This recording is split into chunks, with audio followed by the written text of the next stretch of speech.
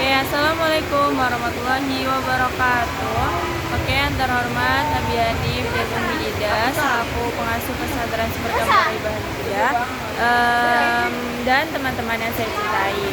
Oke, saya akan mempresentasikan tentang peta imajinasi saya yang menjelaskan tentang kitab Al-Faridh Bahiyah, yaitu pada kaidah yang mukhtalaf. Nah, ini pada kaidah mukhtalaf nomor 1 sampai nomor 5. Nah, yang pertama itu ada nomor maksudnya kaidah mukhtalaf itu kaidah yang masih diperselisihkan. Jadi masih belum pasti, itu masih diperselisihkan oleh para ulama yang masih menurut pendapat 1, pendapat 2 dan lain-lain. Nah, yang pertama itu adalah kaidah pertama itu bunyinya al-jum'atu duhri maka surati am-sholatu mana?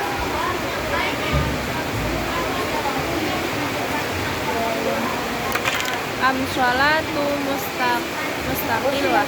Nah, artinya itu adalah kan artinya itu adalah sholat Jumat itu apakah sholat duhur yang diringkas atau sholat sendiri. Nah, di sini ada pendapat 1 sama pendapat 2. Nah, menurut pendapat 1 itu sholat duhur yang diringkas, sholat duhur yang diringkas. Nah, tapi kalau menurut pendapat 2 itu adalah sholat sendiri. Jadi sholat duhur sendiri, sholat Jumat sendiri. Terus ada persoalan di kaidah ini tuh, apakah apabila kita tuh bisa menjamak sholat Jumat dengan sholat asar? Kalau di pendapat pertama itu boleh, tapi kalau di pendapat kedua itu nggak boleh. Jadi nggak bisa, tidak memperbolehkan. Oke. Jadi kalau pendapat 2 itu tidak memperbolehkan kalau sholat Jumat itu dijamak dengan sholat asar.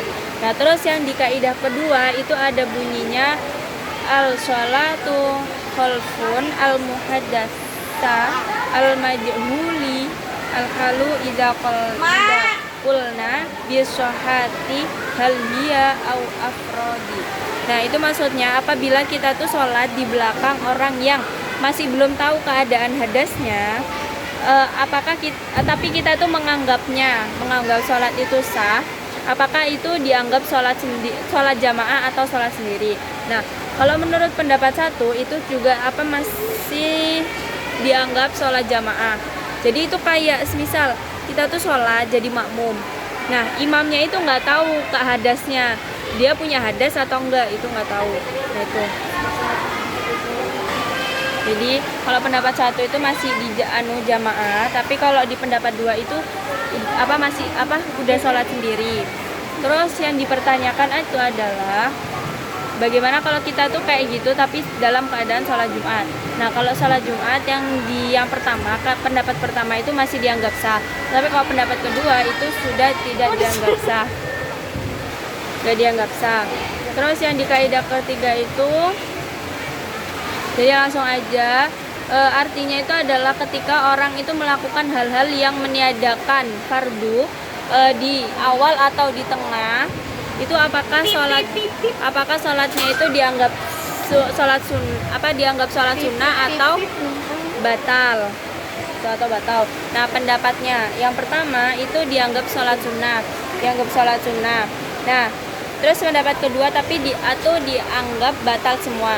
Nah, terus yang diperselisihkan itu adalah apabila kita tuh sholat asar sendiri, misal ada orang sholat asar sendiri, terus sholat asar sendiri, setelah itu ketika dia sudah dapat 2 rakaat, dia tuh melihat atau mendengar orang yang mau sholat jamaah. Nah, terus kemudian dia itu langsung salam dan membatalkan sholatnya tersebut agar bisa sholat jamaah. Itu kalau di pendapat pertama 2 rakaat tersebut itu menjadi sunnah, tapi kalau di pendapat yang kedua 2 rakaat yang tadi itu menjadi batal seluruhnya. Terus yang kaidah keempat bunyinya itu an-nadru hal yaslaka bihi maslaka al-wajibi au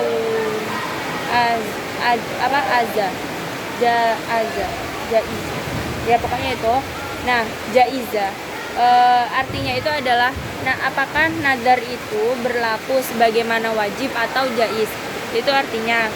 Terus jadi di pendapat 1 itu dianggap wajib, tapi kalau pendapat 2 itu dianggapnya jais. Kayak aku Intan ini, kakak iparnya dia. Sih. Dianggap jais. Nah, terus yang diperselisihkan itu kan kalau misal kita bernazar mau puasa. Nah, kalau misal puasa, apakah puasa nazar itu niatnya dari pagi atau boleh dari malam atau boleh saat paginya? Nah, kalau pendapat pertama itu niatnya harus dari malam, kayak puasa fardu yang lainnya. Terus tapi kalau pendapat dua itu kita boleh niatnya itu dari pagi, kayak puasa sunat. Yang terakhir itu ada al jibarata basiyal, ya pokoknya itu artinya itu pokoknya apakah yang diperhitungkan itu lafadz akad atau maknanya. Jadi pendapat satu itu lafadznya, tapi kalau pendapat dua itu maknanya.